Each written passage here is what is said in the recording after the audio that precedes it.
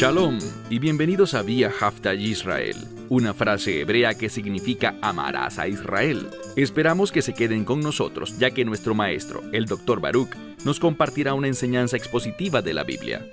El Dr. Baruch es profesor titular del Instituto Sera Abraham, con sede en Israel.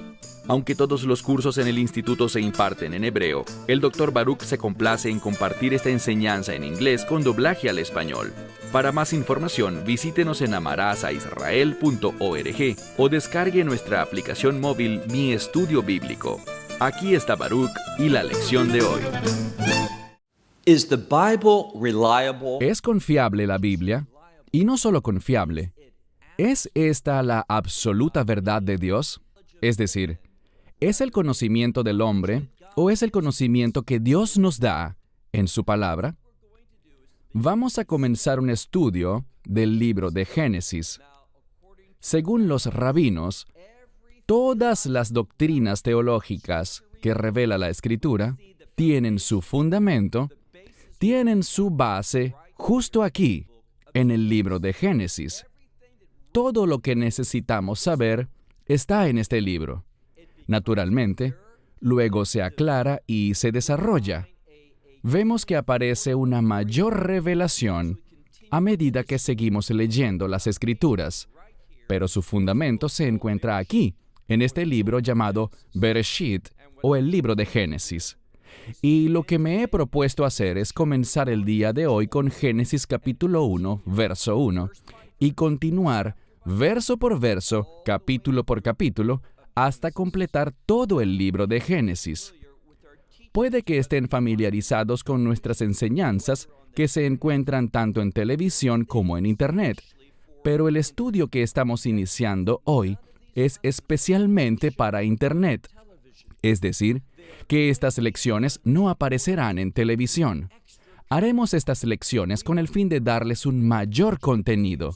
Queremos darles una mayor enseñanza para que puedan crecer más rápido y puedan discernir la verdad en sus vidas al entender lo que Dios ha hecho, lo que está haciendo y cómo va a establecer su reino en el futuro. ¿Y qué mejor lugar para empezar que el libro de Génesis? Ahora bien, todos saben que el Génesis empieza con un relato de la creación. Este relato se encuentra en Génesis capítulo 1, pero también en el capítulo 2. Y no son relatos muy distintos, es decir, no es que tenemos una presentación de la creación y luego otra muy diferente. Eso no es lo que vemos en la Escritura. Más bien, vemos un relato de la creación desde dos perspectivas diferentes. Así que tenemos una revelación más completa. No hay ningún conflicto entre las dos, sino que más bien, a través de estas dos presentaciones de la creación, obtenemos un mejor entendimiento de lo que Dios quiere que sepamos para poder aplicar esa verdad bíblica a nuestras vidas. Y quiero hacer énfasis continuamente en que la doctrina, la verdad de las Escrituras, la revelación teológica, no es simplemente para conocerla, sino también para aplicarla a nuestra vida y poder caminar. Y ese término caminar es muy importante porque lo vemos en el Nuevo Testamento para indicar un estilo de vida. Uno de mis pasajes favoritos es Colosenses 2:6, que dice que de la manera que han recibido al Mesías Yeshua, es decir, a Jesús de Nazaret en sus vidas, caminen así en Él. Ese término caminar implica un estilo de vida. Se refiere al modo en que vivimos la vida, a nuestro comportamiento. Así que el propósito de este estudio bíblico que estamos comenzando hoy en Génesis y de todos los que hacemos es impactar tu caminar con el Mesías, hacer que te comportes diferente de los que no conocen la verdad. Así que sin más preámbulo, comencemos. Toma tu Biblia y busca conmigo el libro de Génesis capítulo 1. Hay individuos, desafortunadamente, en el mundo evangélico, y me refiero a aquellos que no solo se llaman a sí mismos creyentes, sino que son conservadores en su fe. Desafortunadamente hemos visto que el término evangélico se está volviendo cada vez menos relevante. ¿Y por qué lo digo? Porque va creciendo el número de evangélicos que no creen en la verdad. Están aceptando explicaciones científicas e intentando racionalizar esas explicaciones dentro de la Escritura, intentando reconciliar lo que dice el hombre con lo que dice Dios, y eso es vergonzoso. Lo he dicho antes y quiero decirlo de nuevo. Necesitamos aceptar la Escritura como la revelación perfecta e inequívoca de Dios para nosotros, para que podamos tomarla sabiendo que es veraz y que será una fuente de bendición en y a través de nuestras vidas. ¿Qué quiero decir? Que no solo podemos encontrar bendición nosotros, sino que una de las principales razones por las que Dios bendice a una persona es para que pueda bendecir a alguien más, que la gloria de Dios pueda ser manifestada a otros, que su presencia en tu vida y en la mía pueda ser vista y reconocida a los ojos de otras personas, para que ellos deseen tener eso mismo que nosotros hemos recibido por la gracia, a través de la sangre del Mesías Yeshua. Y esa sangre produce un gran cambio, un cambio eterno. Vamos a ver el verso 1. Estaremos traduciendo desde el hebreo de una forma muy literal. Dice aquí en el verso 1. En el principio, Dios creó los cielos y la tierra. Casi todo el mundo puede citar de memoria ese verso. En el principio, Dios creó los cielos y la tierra. Fin del verso 1. Aquí está el problema. Y como dije, se está volviendo más y más común que supuestos creyentes anden diciendo cosas como esta. Bueno, después del verso 1 y antes del verso 2, transcurrieron miles de millones de años. Esa afirmación es falsa. Una de las preguntas que más me hacen es esta. ¿Debo creer en una tierra antigua que tiene 13,000 millones de años o algo así? Otros dicen que toda la creación tiene 13,000 millones de años, pero que la tierra es más reciente. No entraré en todos los detalles, simplemente les digo esto. Yo creo que la creación de Dios, de todas las cosas, es muy reciente, de alrededor de unos 6,000 años o quizás un poco más. Así que tendrá unos 6,000 años y algo más. Eso es lo que yo creo con base en la revelación de la palabra de Dios. Y yo no creo en la teoría de la brecha. ¿Qué es eso? Que después del verso 1, pero antes del verso 2, hubo una brecha de miles de millones de años que pasaron desde la creación inicial de Dios y que luego empezó a trabajar en la tierra e hizo al hombre y preparó la tierra tal como la conocemos. Yo rechazo eso totalmente. Hay otra cosa de la que hablaremos cuando lleguemos al capítulo 2, y se trata de que, muy a menudo, lo que lees en español ha sido alterado. Se han dejado palabras por fuera, se han traducido mal algunas palabras cuando es tan claro y obvio cuál era su significado original, y les daré ejemplos a medida que avancemos en el libro de Génesis. Bien, volvamos al verso 1. En el principio, hemos traducido Dios creó. Pero sepan algo, y en un momento verán por qué esto es importante. En el lenguaje bíblico, y me refiero al hebreo, el idioma principal del Antiguo Testamento, aunque también hay unos pocos capítulos en arameo, pero en el lenguaje bíblico vemos algo que es normativo, es decir, que la gran mayoría de las veces se presenta esta situación. Solemos tener un verbo seguido de un sustantivo. Así que en lugar de decir, en el principio Dios creó, en hebreo está Bereshit bara Elohim. En el principio creó Dios, y esto significa lo mismo. Es solo que en hebreo se da mucha preferencia o hay gran tendencia a poner el verbo primero y luego el sujeto de ese verbo, inmediatamente después. y esa es la norma. Y eso es lo que tenemos en el verso 1. Así que nuevamente, en el principio, Dios creó los cielos y la tierra. Noten esta última palabra del verso 1. Es la palabra haaretz, la tierra. Luego, en el verso 2, el autor, Moshe Rabenu, Moisés, quien fue inspirado por Dios para escribir esto exactamente del modo en que lo hizo, con ese orden de palabras, con esa redacción de las palabras, con la estructura gramatical que usó, todo eso fue total y completamente inspirado por Dios.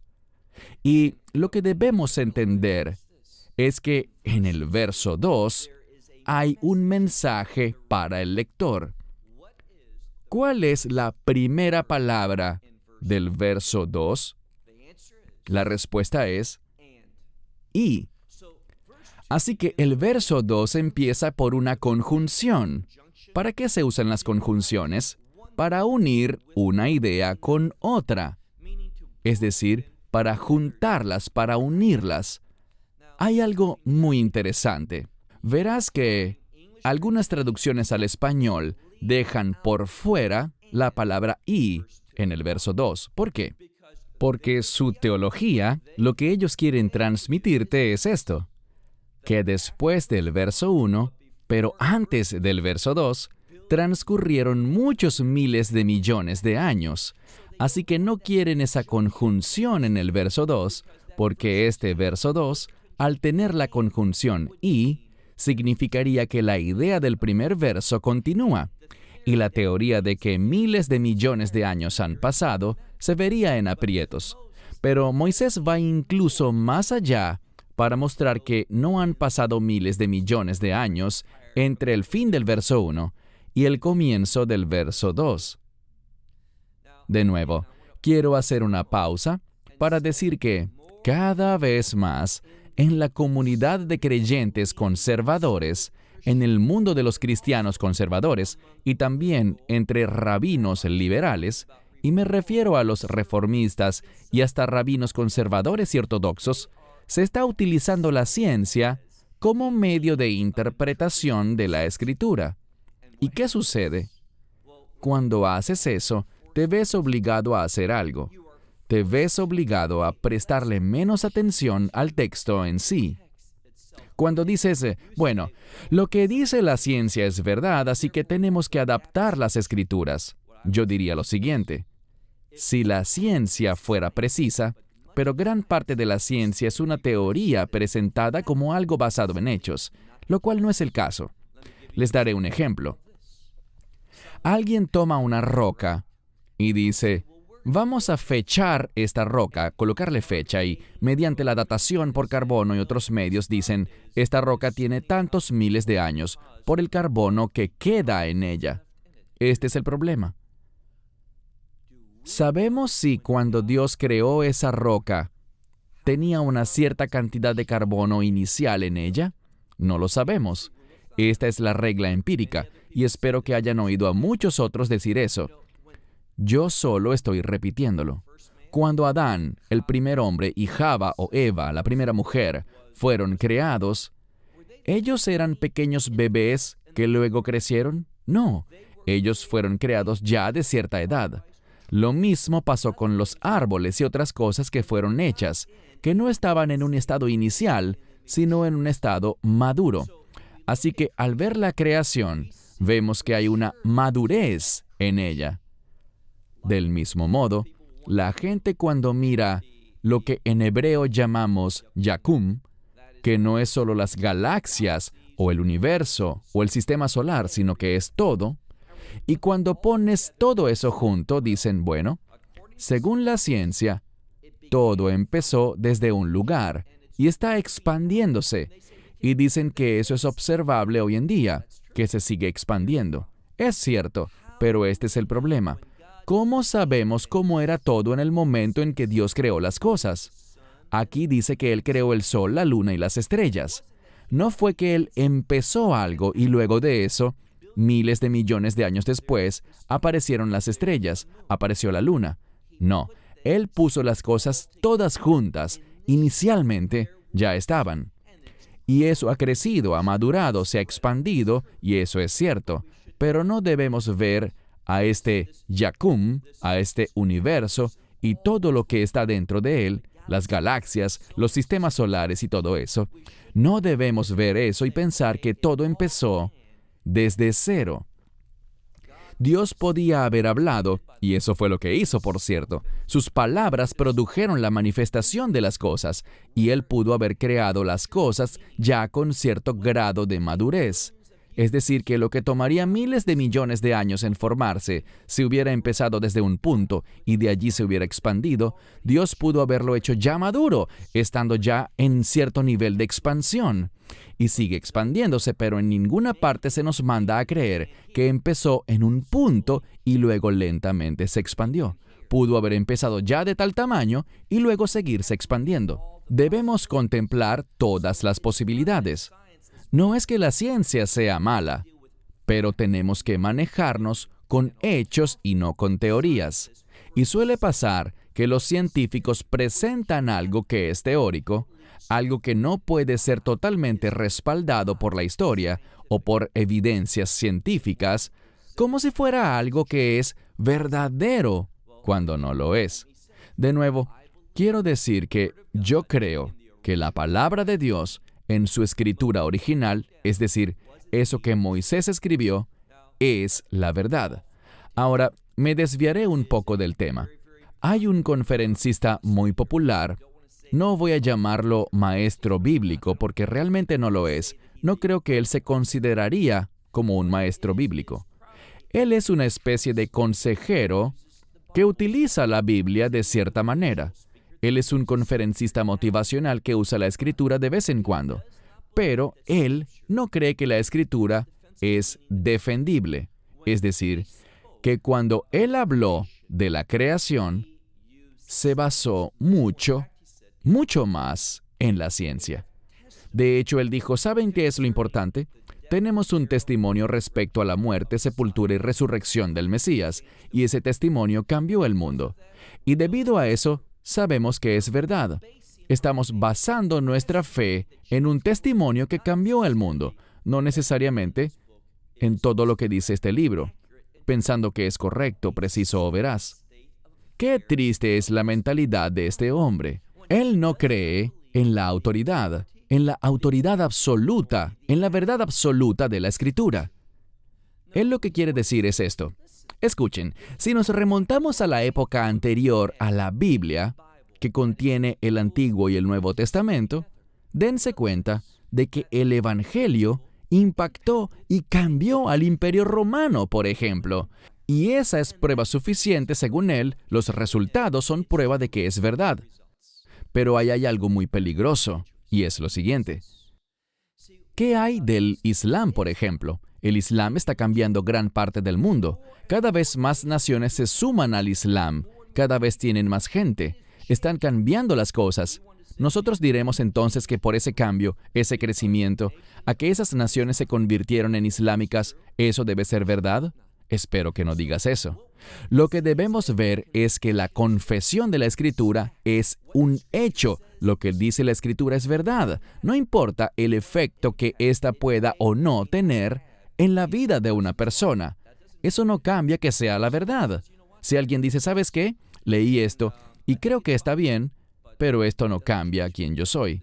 ¿Eso significa que hay un problema con esto? No.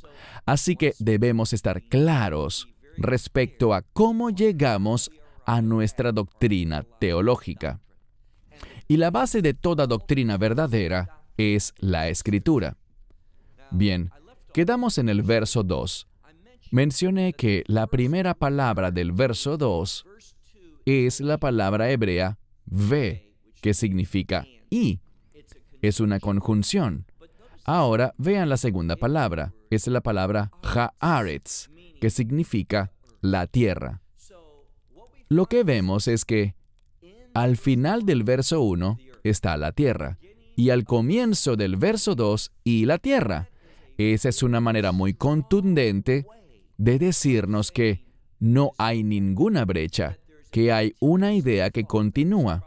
Y aquí hay otro problema. Todos los eruditos y estudiantes de seminarios en todos los ámbitos conocen esto. Cuando vemos el texto hebreo de los manuscritos que hemos hallado, no hay signos de puntuación. No está separado en capítulos ni versículos. Es una sola hilera continua. De hecho, en algunos manuscritos ni siquiera hay espacios entre palabras. Entonces, ¿qué tenemos aquí?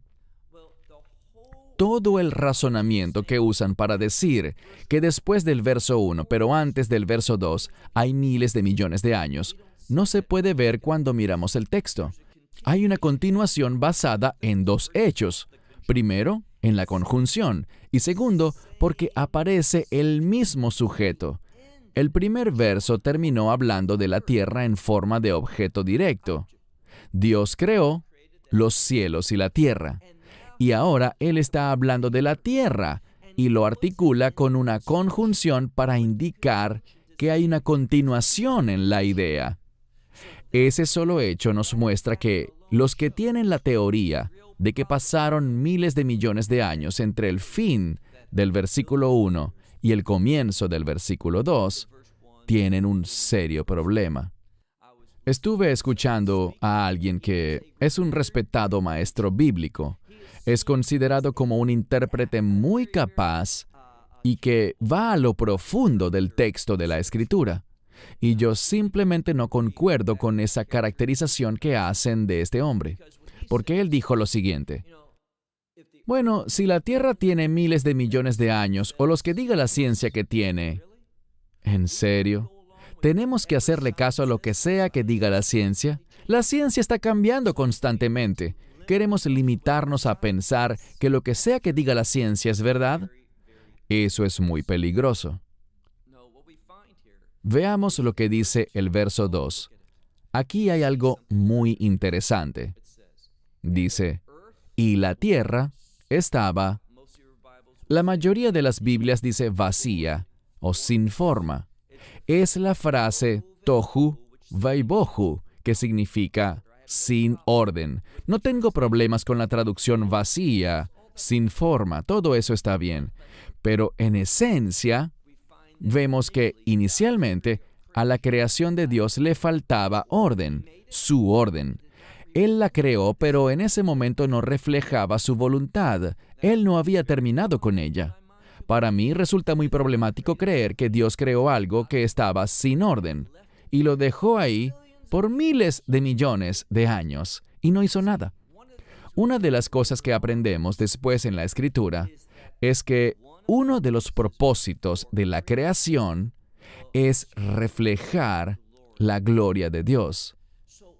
Entonces, ¿para qué Dios iba a hacer toda la creación y dejarla vacía, sin forma, sin orden, si ésta no reflejaba su gloria en ese estado, si no la manifestaba, si no era una alabanza para Él? Eso es muy problemático. Lo que vemos aquí es que inmediatamente Dios continuó su obra de creación. Él no esperó miles de millones de años. Sigamos leyendo el verso 2. Y la tierra estaba tohu veibohu. En esta primera parte del versículo 2 podemos ver algo. En el capítulo 1 hay 31 versículos, de los cuales 28 comienzan con el verbo seguido del sustantivo. Como dije, esa es la norma. De ese modo es que la mayoría de las veces se presenta la gramática bíblica. Y siempre que hay una violación de esa norma, no es un error, no es por equivocación, sino que es porque hay algo inusual. Y cuando ocurre algo inusual en la Escritura, ¿qué propósito tiene eso? ¿Por qué hay algo inusual que viola la normativa o el uso normal de la gramática? El propósito es llamar nuestra atención. Tiene la finalidad de hacer énfasis en ese texto, hacer que se destaque, de decirnos que esto es importante. ¿Qué hizo Dios aquí? Él inspiró a Moisés a que escribiera el verso 2 de manera distinta. de una manera que violaba la norma. Esta es una de las 3 instancias del capítulo 1 en las que no está el verbo primero y luego el sustantivo. Aquí está el sustantivo primero, seguido del verbo. Bien, ¿qué tenemos aquí? Dice, Veja Aretz, Haitá, Tohu Vabohu, y la tierra estaba sin orden, o vacía y sin forma. Pero hay algo más. Además de eso, vemos otro cambio. Si vemos, por ejemplo, el verso 3, dice, Vayomer. Eso significa, y él dijo, pero realmente está en futuro. Dije, y él dijo, y eso está en pasado. Esa misma letra, la letra Vav en hebreo, cuando se aplica a un verbo, suele cambiar a ese verbo del pasado al futuro, o del futuro al pasado. Y si revisas, verás una y otra vez, tanto en este capítulo como en muchos otros de la Biblia hebrea, que nos gusta adjuntar la conjunción ve, es decir, la palabra en español y, que en hebreo se pone con la letra vav, principalmente junto al verbo, pero aquí en el verso 2 no está así. A propósito, cambiamos el orden, violamos la norma y pusimos el sujeto primero, seguido del verbo, y adjuntamos la letra vav al sustantivo, en vez de al verbo como se usa normalmente. ¿Por qué? Todo esto llama la atención, le pone aún más énfasis a esa conjunción, para que sea una conjunción y no se tome como otra cosa, que no se tome como una vav consecutiva, que significa una vav cuyo propósito es cambiar el tiempo del verbo en hebreo. Eso es muy significativo. En otras palabras, vemos que en Génesis capítulo 1, verso 2, se usaron recursos y estructuras gramaticales inusuales con el propósito de enfatizarle al lector que hay una idea continua. Él terminó hablando de la tierra y siguió, en el verso 2, hablando de la tierra.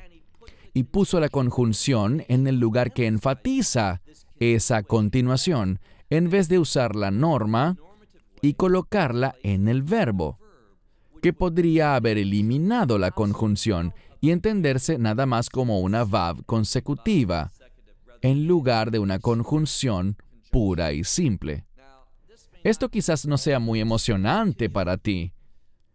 Para algunos de ustedes, la gramática puede ser algo nuevo o simplemente complicado, pero créanme, es aquí donde se hallan las perlas de sabiduría y verdad en la Escritura.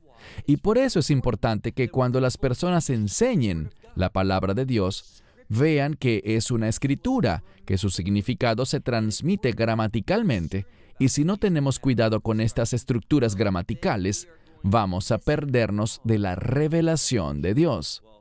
Bien, continuemos. Y la tierra estaba tohu vabohu, vacía, sin forma, o simplemente carecía del orden de Dios.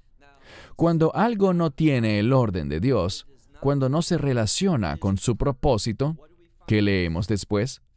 Ve koshech, que significa oscuridad. Así que inicialmente la Escritura dice que Dios es luz, pero ¿qué tenemos? Tenemos oscuridad. De modo que la Escritura intenta decirnos que inicialmente no vimos a Dios en el medio de su creación. Ahora, ¿lo está? Bueno, Él es omnipresente, Él está en todas partes. Pero la Escritura nos está intentando decir que en esa forma de creación, una que estaba vacía y sin forma, sin orden, no vemos la presencia de Dios. Y cuando la presencia de Dios no está en nuestra vida, cuando no caminamos en la luz, cuando estamos en la oscuridad, no reflejaremos su voluntad ni cumpliremos su propósito. No estaremos en su programa. Esa es una de las aplicaciones que esto tiene para nosotros, los que estamos leyendo. Bien, mitad del verso 2 dice, y la oscuridad estaba sobre la faz de Tahom, es decir, del abismo. Así que al mirar, vemos hacia abajo primero. Vemos que hay una conexión entre la oscuridad y el descenso. En la Escritura, cuando vemos al apóstol Pablo, él enseñó sobre los propósitos de Dios, sus planes para tu vida, para mi vida, como un llamado hacia arriba. Pero si estamos a oscuras, estaremos mirando hacia abajo, no miraremos hacia arriba, hacia el cielo, que se relaciona con Dios. No estaremos viéndolo a Él, por tanto no viviremos de una manera bendecida, es decir, cumpliendo los propósitos de Dios. Sigamos leyendo. Y la oscuridad estaba sobre la faz de lo profundo del abismo. Pero, dice aquí, y el Espíritu de Dios. Ahora, les daré una interpretación. Hasta este momento no les había dado interpretaciones, solo la interpretación sencilla de la Escritura, en base a sus mismas palabras, al orden y a la estructura de las palabras. Pero quiero que sepan que en el judaísmo rabínico le dan mucha importancia a esta frase, Ruach Elohim, el Espíritu de Dios. Y ellos dicen que existe una conexión entre el Espíritu de Dios y el Mesías. Sabemos por el libro de Colosenses, cuando lo analizamos bien, que no fue Dios Padre quien creó los cielos y la tierra, sino Dios el Hijo. Eso es lo que revela Pablo en Colosenses. No solo fue el Creador, sino también es quien sostiene todas las cosas. Y esa es una verdad importante que dejaremos para otra lección. Bien, el Espíritu de Dios, Merajefet. La mejor forma de traducirlo es como estaba moviéndose sobre eso.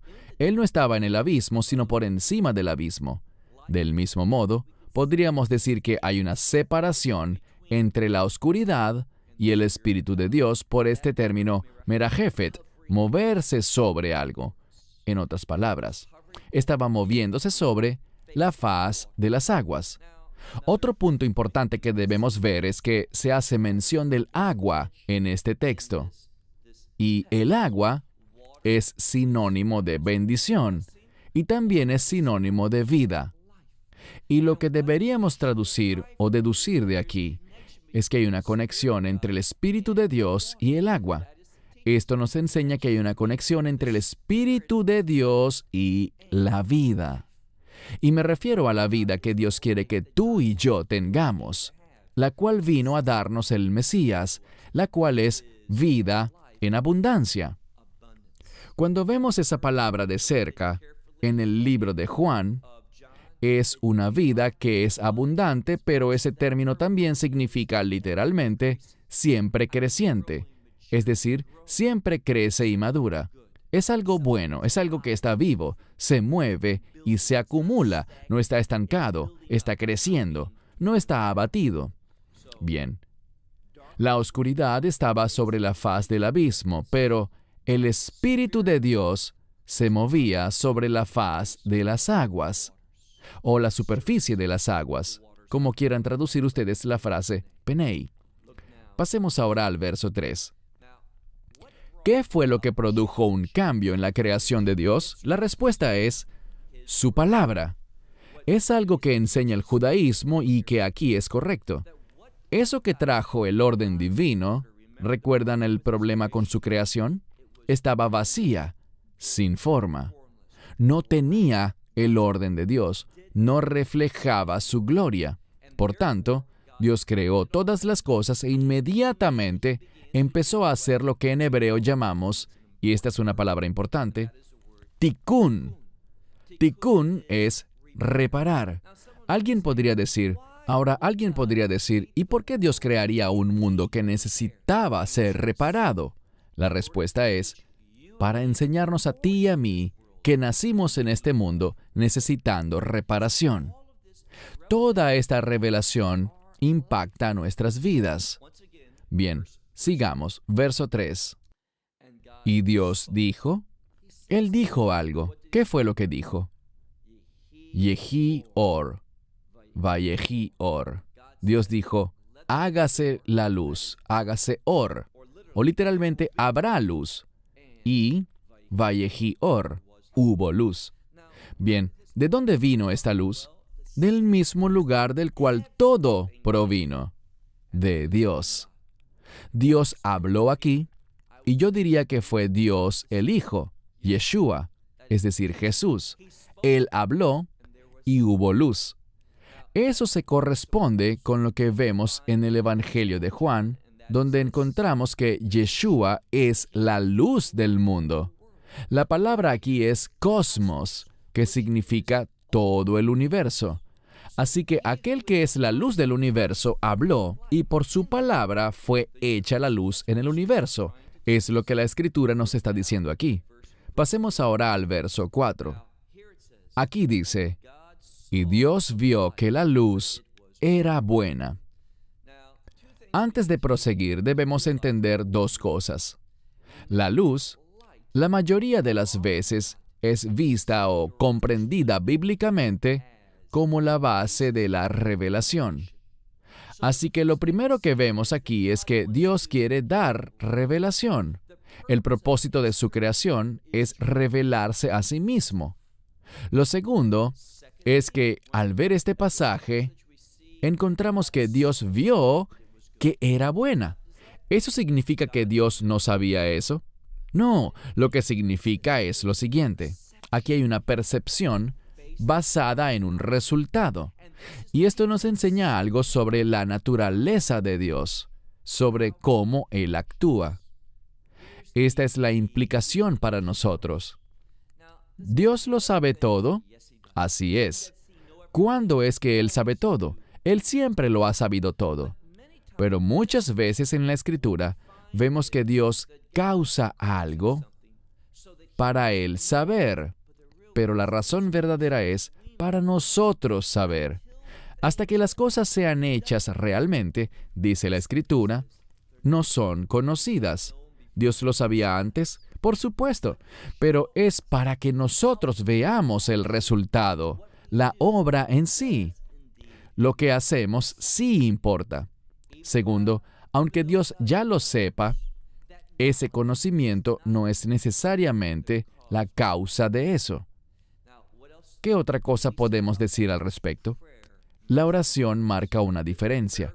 ¿La oración hace que Dios se sorprenda? No. ¿La oración hace que Dios cambie su perspectiva de voluntad? No. Pero la oración puede hacer manifiesta la voluntad perfecta de Dios. ¿Qué quiere decir eso? A través de la oración, lo que puede no ser para mí se vuelve posible. ¿Y qué se vuelve posible? El cumplimiento de la voluntad de Dios. La oración no cambia a Dios, me cambia a mí. La oración puede hacer manifiesta la voluntad perfecta de Dios, no solo su voluntad permisiva, lo que Él permite, sino el propósito, los planes, lo que Dios quiere para mi vida. Esta es una frase que necesitamos entender. No todo lo que pasa en el mundo es lo que Dios quiere que pase. ¿Eso significa que Dios no se ablanda? No significa eso. ¿Significa que hay cosas que pasan fuera de la voluntad de Dios porque Él no pudo hacerla manifiesta? No, no es así. Significa que Él permite que pasen cosas. Por eso dije su voluntad permisiva. Él permite que pasen cosas que la gente elija y haga su elección de verdad. ¿Y saben qué hace la oración? La oración no cambia la elección de Dios, sino que cambia nuestras elecciones para que nos alineemos con Él. Bien, estamos yendo hacia otros temas que mejor reservamos para otros textos bíblicos. Sigamos con el verso 4. Y Dios vio que la luz era buena. ¿Buena para qué? Bueno significa que es conforme a los propósitos de Dios, sus planes, su voluntad. Siempre hay una relación entre la palabra bueno y la voluntad de Dios. Luego encontramos un término muy importante, Vayavdel. A veces aparece en una forma distinta, la palabra lehavdel, hacer una distinción. Esta palabra es muy, pero muy importante. ¿Por qué? Porque si vamos a ser fieles a Dios, si vamos a servirle correctamente, debemos saber cómo hacer distinciones. Tendremos que saber cómo distinguir, cómo hacer una distinción entre lo que es su voluntad y lo que no es su voluntad. Y eso es lo que este pasaje intenta transmitirnos cuando dice, Dios vio que era buena. Nosotros debemos ser capaces de discernir lo que es bueno. Somos llamados a ser como Él. Así que todo esto fue escrito para que entendamos el carácter de Dios y cómo debe ser nuestro carácter si queremos reflejar su gloria. Su carácter debe ser nuestro carácter. Dios vio entonces que la luz era buena y Dios hizo una distinción entre la luz y la oscuridad. Esto es importante porque vamos a ver que la luz y la oscuridad serán puestas en términos de lo bueno y lo malo, donde la luz es lo bueno y la oscuridad es lo malo. Cuando hacemos una distinción entre la luz y la oscuridad, podemos discernir entre lo bueno y lo malo, lo que está alineado a la voluntad de Dios y lo que está fuera de la voluntad de Dios. Para que nosotros seamos fieles a Él, debemos ser capaces de hacer esa distinción. Debemos tener ese discernimiento, y esto abarca una gran parte del capítulo 1 de Génesis. Mostrarnos la metodología para tener discernimiento en este mundo. Leamos el verso 5. Dice aquí, y Dios llamó a la luz día, y a la oscuridad la llamó noche. Y atardeció y amaneció un día. Hay un par de cosas que quiero decir sobre la última parte del verso 5 antes de terminar por hoy. Y es que está muy claro que estamos hablando de 24 horas literalmente. Atardeció y amaneció y pasó un día. Hay quien dice, ya saben, en la Escritura dice que para el Señor un día son como 1000 años y 1000 años es como un día. El tiempo para Él es diferente. Y tal vez no estamos hablando de un día de 24 horas, sino tal vez de miles de millones de años. Ese no es el caso. Él dijo un atardecer y un amanecer, un día. Y sé que en algunas Biblias dice el primer día, pero aquí no dice Yom Rishon, el primer día. Dice Yom Echad, un día. ¿Cuál es la finalidad de decir un día en vez de decir el primer día? La razón es esta. Uno de los significados del número 1, en hebreo 1 se dice Echad. Si tomamos esa misma palabra y la ponemos en una estructura gramatical diferente, obtenemos la palabra Achdut, que es un proceso por el que se cambia una palabra a otra categoría gramatical, y vemos que la palabra Echad es unidad. La palabra unidad en hebreo viene de la misma raíz de la palabra uno, del número 1. ¿Qué deberíamos inferir? No solo que este es el primer día, que sí lo es, pero esto nos dice que un día nos está definiendo lo que es un día, un atardecer y un amanecer. En otras palabras, Dios no pudo haberlo dicho de manera más clara. Segundo, ¿cuál es el propósito de esta revelación? Traer unidad entre toda su creación. Y como veremos cuando lleguemos al sexto día, entre la humanidad y Dios. Solo cuando encontramos su voluntad, es decir, cuando vivimos en la luz, somos capaces de hacer una distinción entre la luz y la oscuridad. Como dice, ven hacia la luz, camina en la luz. Todo esto tiene un propósito principal, enseñarnos cómo caminar con Dios. ¿Y qué quiere hacer la gente? Ellos quieren acudir a la ciencia, mejor dicho, a las teorías de la ciencia, ni siquiera a las conclusiones apropiadas de la ciencia. Y veremos que lo que dice la ciencia es falso con respecto a gran parte de lo que alegan sobre la evolución. Y voy a demostrarles eso sin lugar a dudas al llegar a los días que vienen. No queremos creer en las teorías del hombre. Yo no quiero basar mi identidad, mi eternidad, en la ciencia. Porque lo que era el pináculo de la ciencia 200 años atrás, hoy en día se considera falso. Yo quiero basar mi futuro, lo que seré por toda la eternidad, quiero basar mi salvación en la verdad de Dios, permitir que su revelación sea el fundamento de mi vida y de tu vida. ¿Y sabes qué? Cuando caminas en la luz, no tendrás lamentaciones. ¿Sabes qué tendrás? Tendrás una vida llena de alabanzas a Él. Y ese es el propósito de estos estudios bíblicos, enseñarnos cómo caminar y cómo vivir de una manera digna de alabanza, es decir, que lo que hacemos lo alabe a Él. Y entre más entendamos sobre la creación, entre más entendamos el libro de Génesis, vamos a ser más capaces de darle gloria, empoderados por su gracia, guiados por su Espíritu y caminando en su verdad. Bien, se nos acabó el tiempo. Hasta nuestra próxima lección de estudios bíblicos de amarasaisrael.org.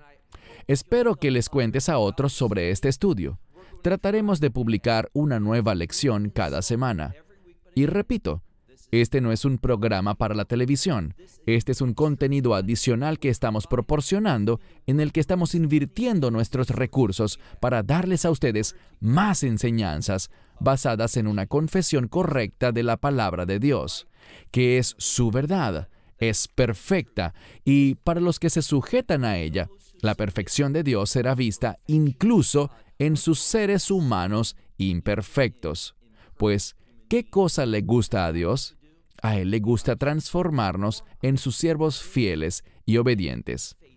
Bien, hasta la próxima semana. Que Dios les bendiga ricamente. May God richly bless you. Esperamos que te hayas edificado con el mensaje de hoy y lo compartas con otros. Te invitamos a seguir nuestros estudios cada semana por este canal y por el portal de YouTube de Amarás a Israel. También puedes descargar nuestra aplicación móvil gratuita, Mi Estudio Bíblico. Finalmente, para obtener más información sobre nosotros, visita nuestra web amarasaisrael.org, donde encontrarás otras conferencias de Baruch en audio, video y texto. Hasta el próximo programa. Que el Señor te bendiga en Yeshua HaMashiach, Jesús el Mesías, mientras caminas con Él. Shalom desde Israel.